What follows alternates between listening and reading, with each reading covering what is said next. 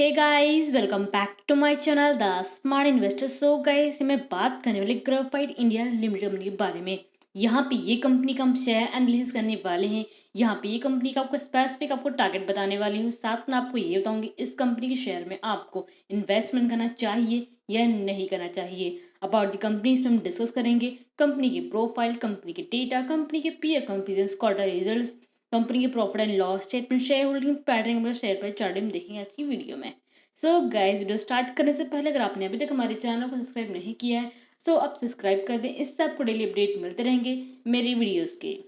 सो चलिए video start करते हैं। सो यहाँ पे अगर हम ग्रेफाइट इंडिया कंपनी की बात करें तो कंपनी जो 1962 में कंपनी इनकॉर्पोरेट हुई थी। बेसिकली देखा कंपनी जो है ये मेटल स्टॉक कंपनी एंड अभी के टाइम पे जितने भी देखे जाए मेटल स्टॉक के जितने भी कंपनी सारी जो कंपनीज होती है लगातार गिरते ही जा रही हैं।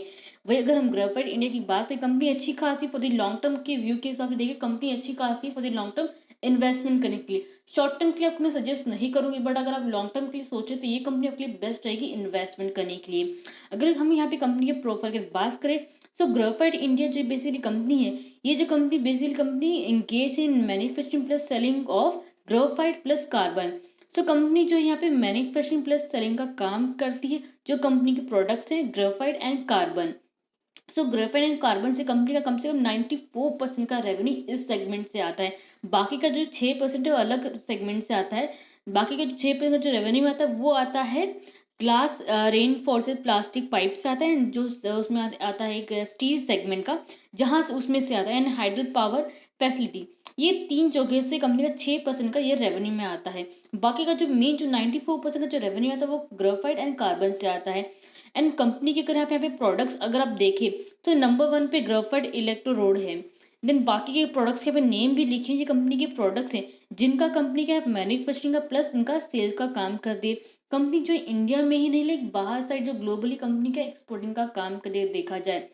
अगर हम मैंने देखें सो ग्रेफाइट इंडिया जो कंपनी है वर्ल्ड में ग्लोबली अगर हम देखें तो ये थर्ड नंबर पे आती है मैन्युफैक्चरिंग एंड सेलिंग में। अगर हम चाइना को छोड़ें, अगर हम ग्रेफाइट को ही देखें एंड लाइक ग्लोबली देखें तो नंबर थर्ड नंबर पे आती है कंपनी। सो बहुत ही बेस्ट कंपनी है। सो इसके वजह से मैं आपको बोल रही कि आप हो सके तो इसको लॉन्ग टर्म के लिए इन्वेस्टमेंट कीजिए, अच्छा खासा आपको रिटर्न मिलेगा। एंड मैं आपको बताऊंगी कहाँ पे आपको एंट्री करनी है, मीन्स कहाँ पे शेयर बाय करना है एंड कहाँ तक इसके जाने के चांसेस हैं। ओके, सीधा बेसिकली कंपनी का प्रोफाइल। नेक्स्ट अभी कंपनी के यहाँ पे कंपनी डेटा की अगर बात की जाए तो कंपनी का अगर हम मार्केट कैपिटल देखें सो 5428 करोड़ कंपनी का मार्केट कैपिटल दिया, जो कि अच्छी खासी दी हुई है। कंपनी के स्टॉक पी यहाँ पे देखें तो 18.3 दिया हुआ है। वही कंपनी इंडस्ट्री पी की बात कीजिए, कंपनी का 12.2 दिया है। बेसिकली कंपनी का स्टॉक पी क्यों ज़्यादा होता है, मेन इसका रीजन होता है कंपनी का मोनोपोली। कंपनी के जो प्रोडक्ट्स होते हैं उनके खुद के होते हैं, मोनोपोली होता है, इसके कारण कंपनी का किसी इसका स्टॉक पी ज़्यादा दिया होता है। वही कंपनी का करंट प्राइस देखिए 278 का रुपीज़ का कंपनी का करंट प्राइस अभी ट्रेड हो रहा है। अगर हम कुछ टाइम पहले देखें तो स्टॉक काफ़ी ज़्यादा 400 के आसपास पे रेंज पे ट्रेड कर रहा था, बट जैसे उसने लेवल 400 का तोड़ा है नीचे, लाइक तोड़ा मीन्स लाइक ब्रेक डाउन जब से हुआ है स्टॉक लगातार नीचे ही गिरता गया है। सो अभी मेन जो कंपनी जो अपना सपोर्ट लेके वापस अपसाइड जाने की कोशिश कर रही है। सो लॉन्ग व्यू से के हिसाब से देखें तो वापस तक वो 400-500 के लेवल तक जा सकते हैं, लास्ट तक 600 तक भी जाने के चांसेस हैं। ओके, सो नेक्स्ट यहाँ पे कंपनी के रिटर्न ऑन कैपिटल एम्प्लॉयड देखे 37% यहाँ पे दिया हुआ है। डेप्ट की बात की जाए 421 करोड़ का कंपनी का डेप्ट है। तो कंपनी का डेप्ट काफ़ी ज़्यादा है। कंपनी ने अपना डेप्ट अगर देखा जाए तो थोड़ा बहुत कम भी किया, रिड्यूस भी किया है। तो कंपनी अंडर कितना 421 करोड़ का दिया हुआ है। बुक वैल्यू देखिए जाए कितना 249 रुपीज़ का हमने बुक वैल्यू दिया हुआ है।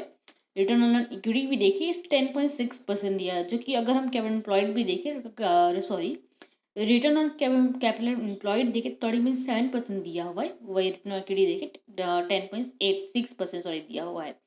सो प्रॉफिट जो कंपनी क्वार्टरली वाइज पे अगर लास्ट क्वार्टर भी देखे तो अच्छा खासा था। क्वार्टर रिजल्ट प्लस ईयरली भी कंपनी जो अच्छा खासा जो है रिटर्न्स कमा रही है।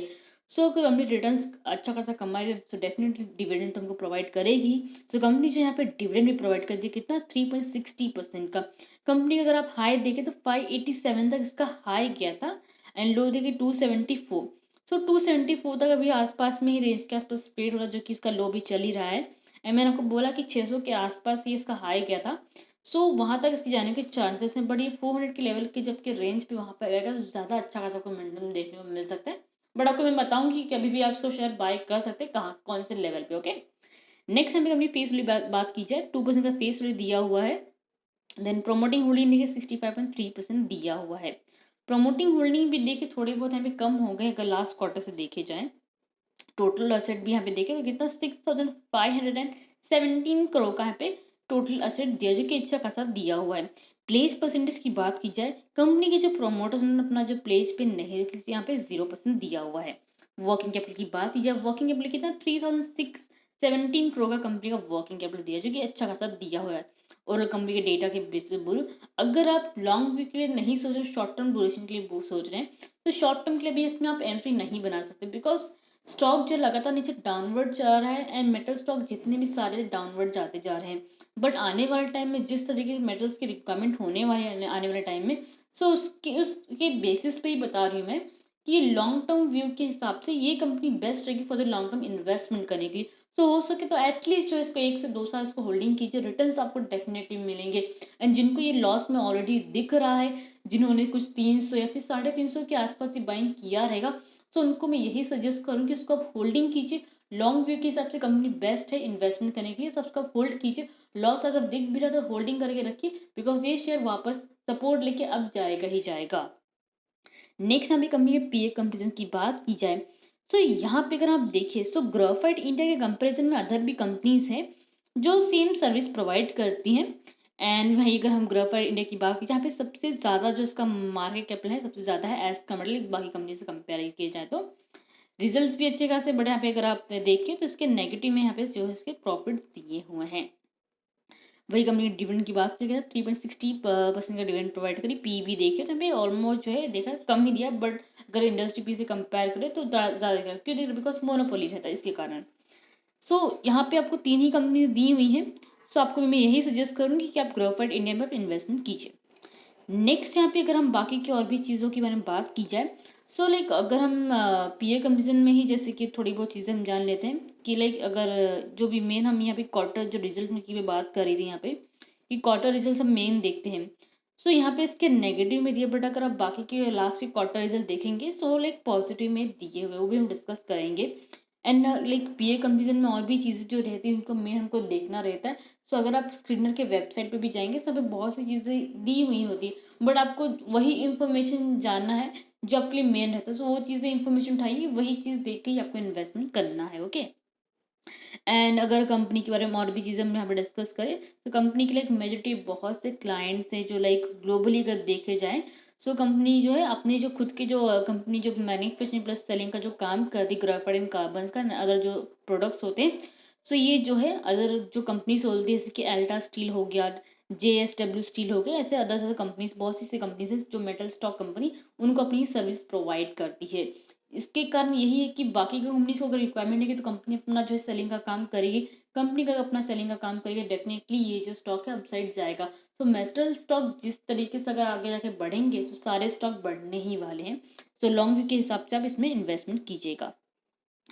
क्वार्टर रिजल्ट्स की बात की जाए, अगर यहाँ पे अगर आप देखें सेल्स देखें यहाँ पे जून सितंबर दिसंबर का 701 करोड़ का यहाँ पे लाइक इसका सेल्स हुआ था।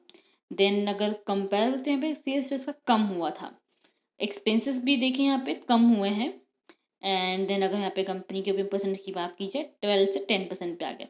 बट अगर आप यहाँ पे प्रॉफिट अगर आप देखें लास्ट के 3 क्वार्टर रिजल्ट में प्रॉफिट कंपनी ने अच्छा किया, but as compare like last quarter result से कंपनी का थोड़ा बहुत प्रॉफिट जो है कम आया है, बट कंपनी ने प्रॉफिट किया है। यहाँ पे देखिए 2020 से लेके अभी तक अब 22 तक का देखिए तो 3 साल में कंपनी ने अच्छा खासा ग्रोथ किया।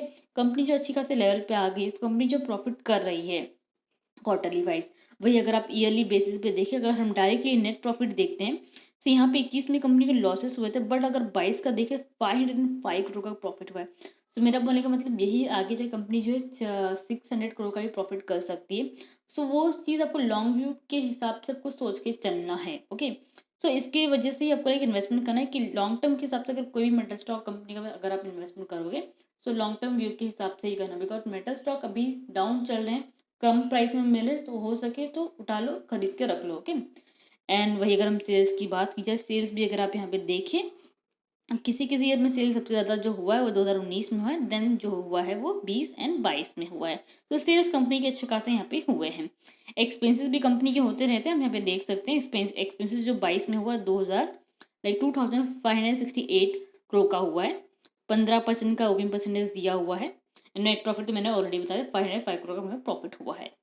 नेक्स्ट अभी कंपनी के शेयर होल्डिंग बढ़ने की बात की जाए, अगर आप यहाँ पे देखें, सो प्रोमोटिंग होल्डिंग यहाँ पे 65.34% का दिया हुआ है, जो कि मैंने बोला था कि थोड़ा बहुत प्रॉफिट यहाँ पे, सॉरी, ओपन परसेंटेज जो है अगर आप धीरे धीरे देखें तो कम हुआ है। यहाँ से 20 से देखें थोड़ा बहुत कम हुए थे, बट धीरे धीरे कंपनी का जो प्रमोटिंग होल्डिंग जो धीरे धीरे बढ़ता ही गया है लगातार देखा जाए तो।